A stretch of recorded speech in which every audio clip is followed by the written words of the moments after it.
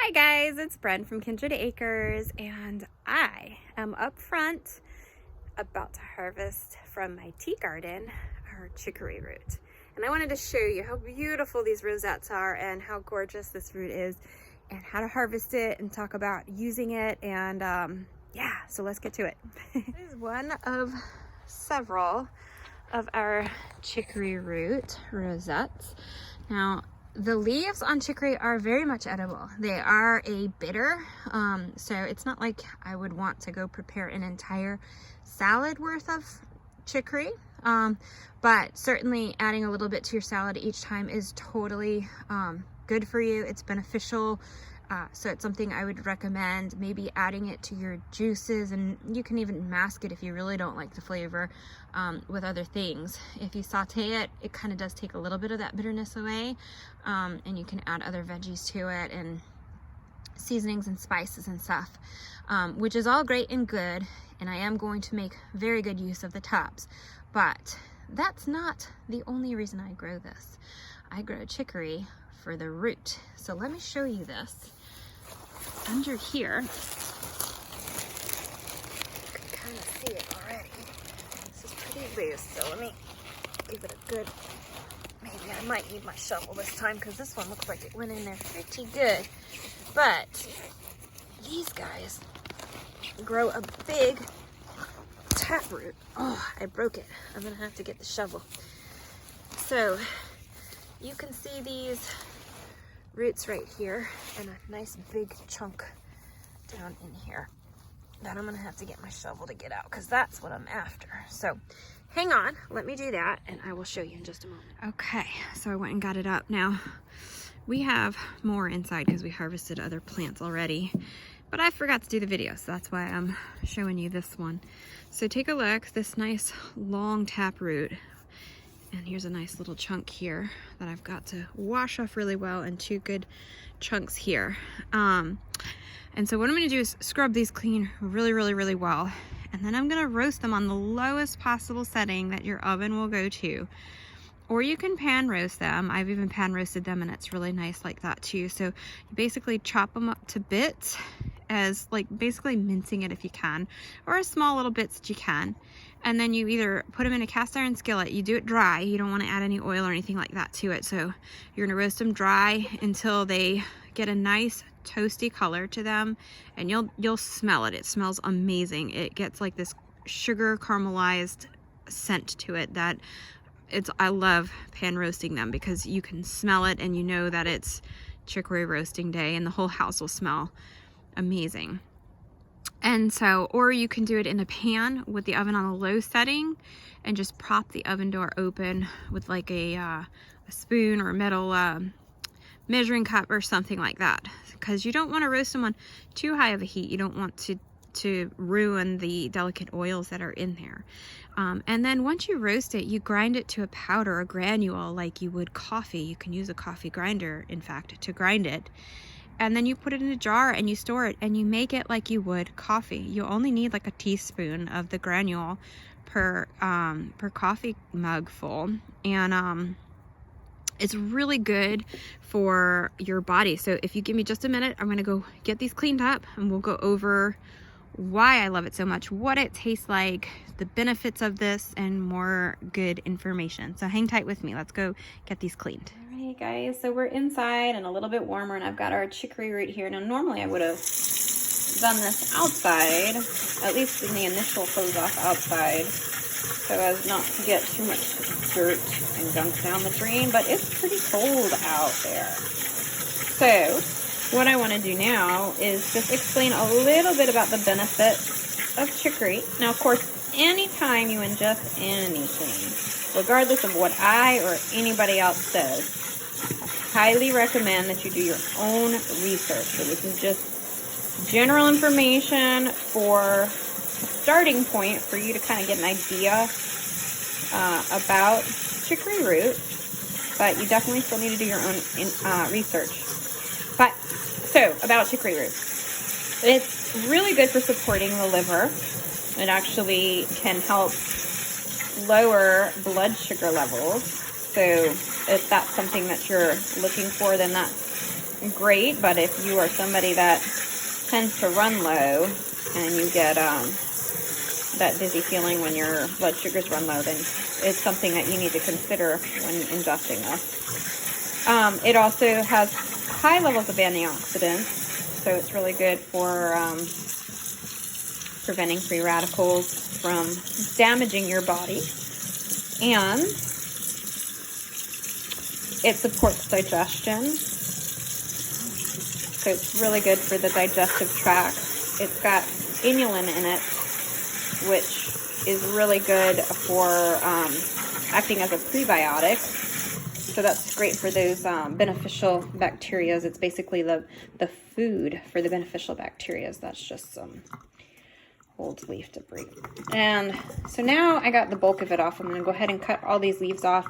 And then I'm going to give them a real good scrub down. And then we're going to cut them up to bits. And I'll show you how I go about roasting it. So yeah. So it has many benefits, many health benefits, but apart from that, it's just absolutely delicious. It's zero caffeine by nature. So a lot of people use it as an herbal coffee substitute because it does have that nice roasted earthy flavor. To me, it kind of has a chocolatey flavor. Some people agree and some people disagree. So it's something that you really have to try yourself to know, but it does have that real roasted, almost like a chocolatey coffee flavor to me. And it's absolutely delicious, especially at nighttime when you want that flavor, but you don't want to make coffee because you don't want to be up all night. This is a perfect substitute for coffee in the evening time, and it's naturally decaffeinated. So you're not having to buy decaf coffee, which often is decaffeinated through chemical processing. So it's way better for your body, and it's going to support your organs and body on so many levels apart from just the fact that it's naturally caffeine free. So it's something to consider. It's super easy to grow, and if you let it bolt and go to seed, the flowers are absolutely breathtaking and gorgeous. The bees and butterflies love them. And like I said, you can eat all of these greens. You can juice them, and if you're not going to eat them all at once because it is strong, you can juice them and pour the juice into ice cube trays and freeze it, and then just take a cube out and add it to smoothies or soups or whatever from time to time. Just use one cube at a time so that you're not wasting all of this, because this is all very good usable greens and it's so healthy for you.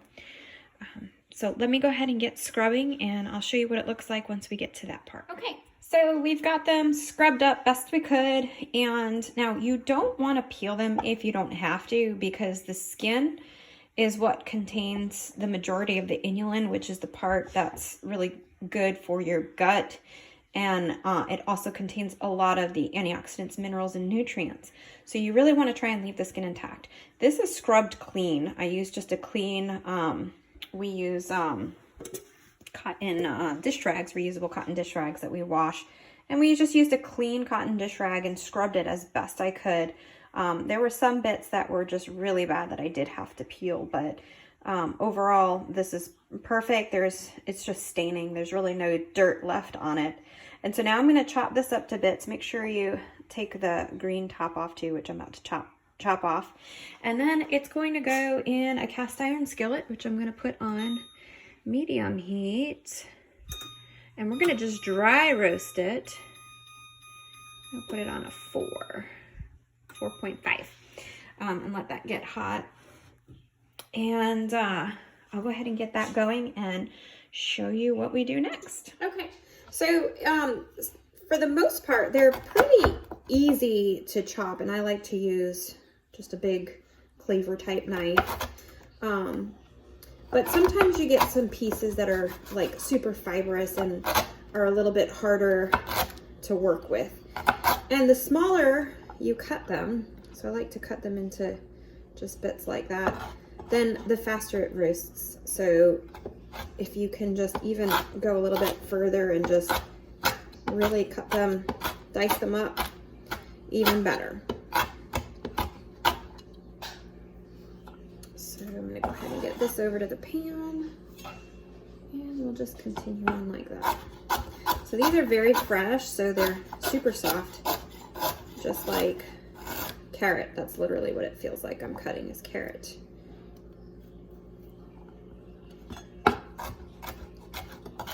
If you let them sit for a day or two after you harvest, they start drying out. Plus, if they're a little bit older,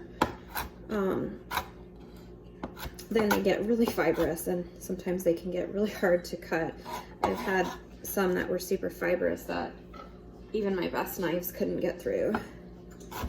But these are really fresh and young and very easy to get through. And even, I mean, don't waste any. Even these tiny little dips, I put in everything. Because trust me, once you try this, you're gonna wish you had grown 3 times as much. It's so yummy, guys, especially on a winter day, cool winter day, or evening rather, just before bed, you're relaxing for the day. And, you know, it's just nice to have a nice cup of homegrown, home roasted chicory root. Ah, see, this one's fibrous. Let's see if we can get to a spot. Still usable if you can get through it. Just be careful not to cut yourself, because these are much harder. Oh, I already smell it. I need to hurry because I want it to roast pretty evenly. And yeah, this one's really fibrous. I'm gonna come back to this one. Let me continue on with the other ones that are easier to cut.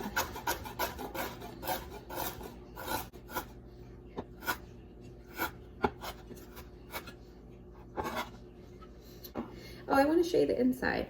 So they like literally look like carrots. They do oxidize when you cut them, so it's getting a little bit of that reddish color, because that end had been cut earlier already. The ones that I showed you that were white were a little bit like just cut now, as you saw, but the ones that had been cut earlier were turning red already. It smells so good. I already hear it sizzling in the pan. So I've got to get them. And this end's getting a little bit fibrous. Right, so we've got it all cut up into bits. Some were much easier than others. There was only that one chunk that was really fibrous, but I was still able to cut it up. And we're just gonna go ahead and mix it up. Oh gosh, it smells so good. I know I keep saying that. You're probably like, all right, Bren, we get it. It really does smell good. Okay, and we're just gonna spread that out. And we're gonna keep going. And we're not gonna put a lid on because we're trying to dry it out. I'm gonna put it at a 3.5. So you definitely don't want it high. You want to slow roast it. So like 3 or 3.5 is perfect. And just keep moving it around so it's like slowly roasting evenly.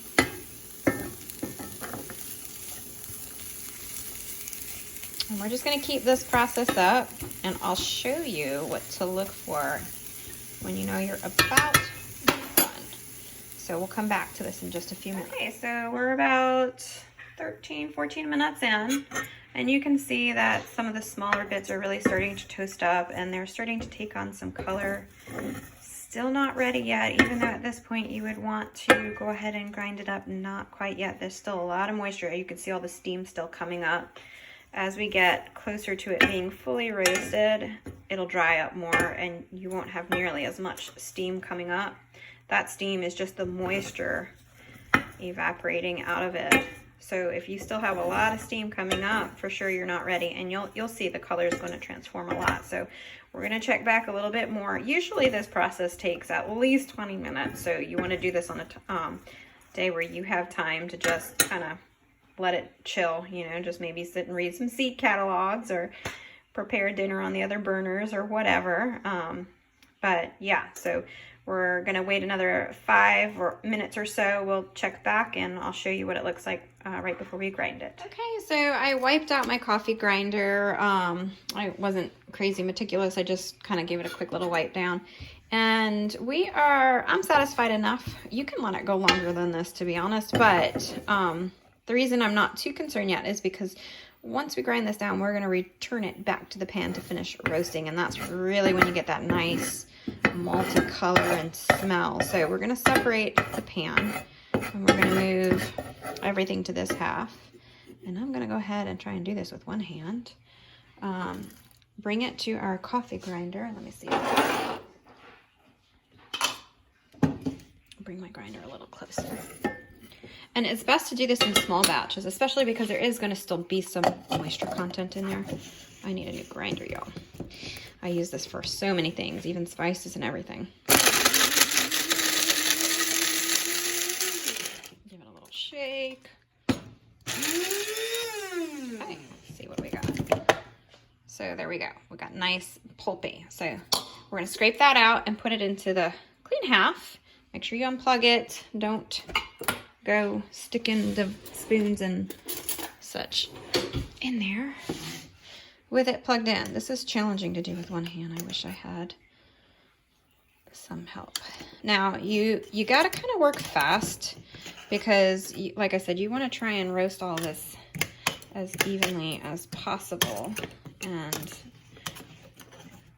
so you may, if you don't think you can work fast, put it aside into a separate plate or bowl and then dump it all in back at the same time. That's another option, and that probably would have been the smarter thing for me to do right now since I'm trying to do this with one hand.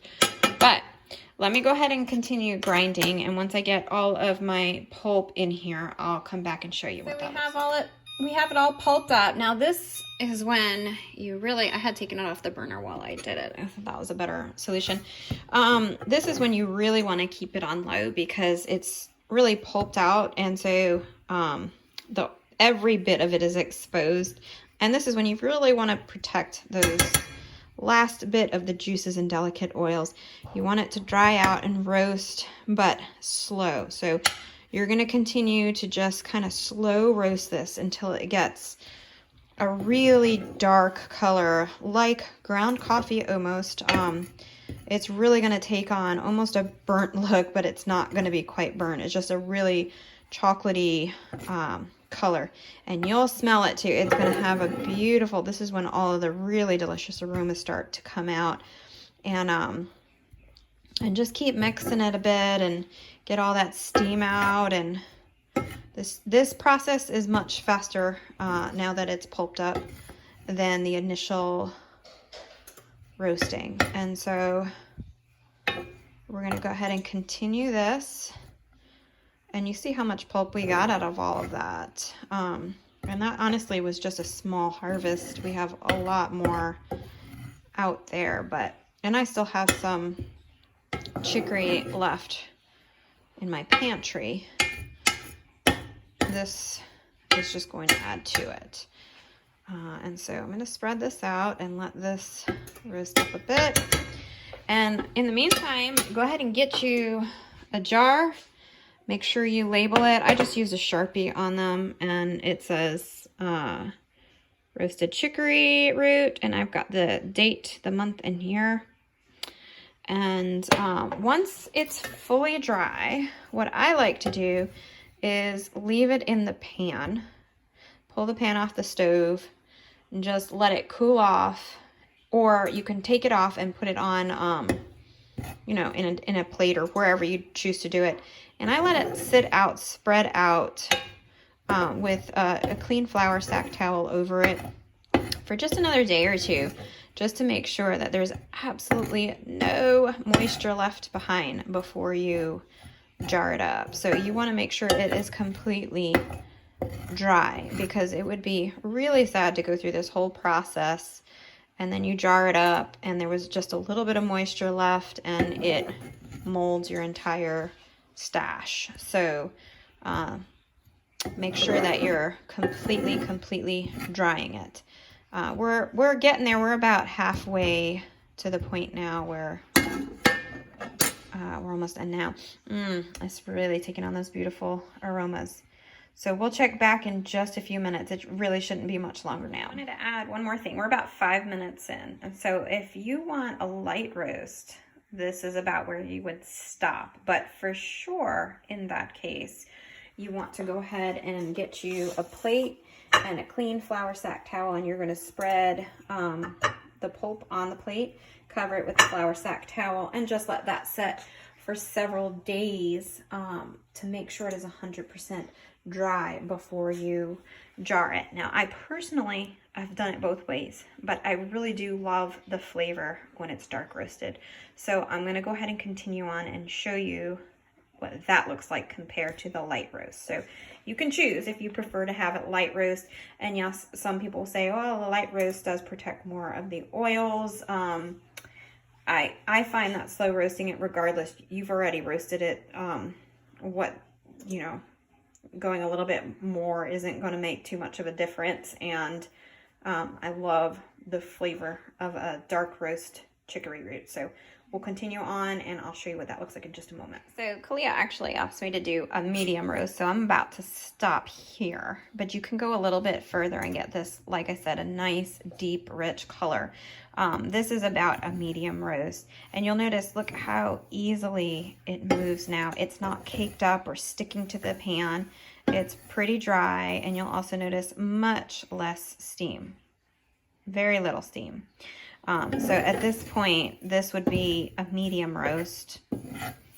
And then if you wanted a dark roast, see how that's already starting to get even darker. You would just go a little bit longer until you get that deep color that you're wanting. And that's just basically the sugar's caramelizing, and it's really yummy. Either way is yummy. All of this, no matter what you decide to do, if you do a light, medium, or dark roast, I'm sure you're going to love it. So I'm going to go ahead and turn my burner off and get my plate. I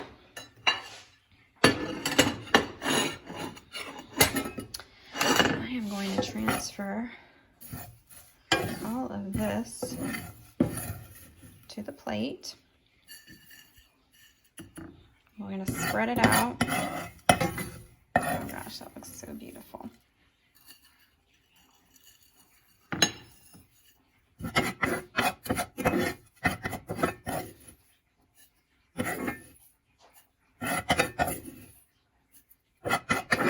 And then, okay, so there we go. So I'm just going to cover this with my flour sack towel, and then I will let this rest on the counter. You can use it right now if you want to make yourself a cup, but before storage, you want to let that rest on the counter for a couple of days, just to make sure it's 100% dry, like I said. And these little teapots are perfect for them. So this one has some tea mums in it from earlier, but let me see if I can get this off. So they have the built-in, the little removable strainer baskets, and I'm going to clean this out. And you just need like 1 to 2, for this size pot, because this makes 2 mugfuls, I'll do 2 teaspoons of the chicory root in here, and then I'll pour boiling water over it, and then you just let it steep for anywhere from 3 to 5 minutes. And you can serve it with, if you choose to have it with cream or almond milk or coconut milk, or you can just have it without any creaminess at all. You can drink it just plain black. You can add stevia. Yeah, it's really delicious. So I'll go ahead and make a cup and show you how beautiful the color turns out once we boil this up, or steep it rather. So hang on and let me show you that. Guys, it's time. Our tea kettle is boiling. I've got our teapot cleaned out, and I got 2 teaspoons of our granule, our pulp, our roasted chicory root in there. And I'm just going to go ahead and fill this up. Now the dark roast, of course, is going to give you a much darker color. This is a medium roast, so it's not going to be as dark. We're going to go ahead and put the lid on, and we will set our timer for 5 minutes. and in 5 minutes it will be ready to pour. And I went ahead and covered this up with the flour sack towel. I left the jar here so I don't forget what's in there. I know some people will be like, oh, how could you forget, or whatever. Trust me, with me scattered all over the place, there were plenty of times that I'm like, what was this? Because we grind and dry so many different roots and flowers and all kinds of stuff. And even though I say leave it for a day or two, this may end up sitting for 3 or 4. And by the time I get back to it, I may forget what was in there. So I just leave my jar right next to it that's labeled, and have my flour sack towel over it, put it in a corner that you don't need to worry about it, preferably away from the stove. So I'm going to move all this. I just have it here for convenience because I was doing the video here. But you don't want it by the stove, because if you're going to be cooking like I am right now, making some mushroom risotto, yum. You don't want the steam and all of that. You know, you're trying to dry it out. So you want it in the most dry spot possible. You don't want it where there's going to be water and steam. So it's probably going to go on the back side of our long table, away from the counter and the stove. So that's it. We'll check back. It's already getting some beautiful color, and we've got a few minutes left. So hang on. I'll show you what it looks like when we pour it. The time has come. I added a little oat and almond milk with a couple drops of stevia. I only like 1 or 2 drops, and I add a little bit extra for Kalia because she likes her sweet. And so, let me see if I can do this with one hand. Look how beautiful that is. Now the dark roast, of course, will be much darker than this. So the darker you roast it, the more color will be in your tea. I'm going to go ahead and pour the rest in here because I love it so much. I'll finish up this pot. Make sure she's got a full cup. And make sure my top doesn't fall off. There we go. I'm about to taste this. I love fresh roasted chicory. It's going to be hot, so let me see.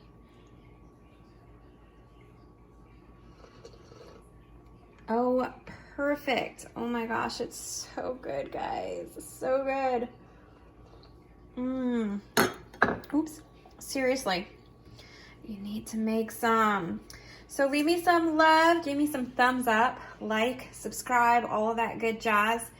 I see that a lot of our videos are starting to get some more likes and comments and all that, and that's been giving me the inspiration to post more. So if you want to see more videos from us, and things we're doing around the homestead, like the teas we're drying and all of that good stuff, give us some love, give us some thumbs up, let us know you're watching and that people actually care to see this stuff.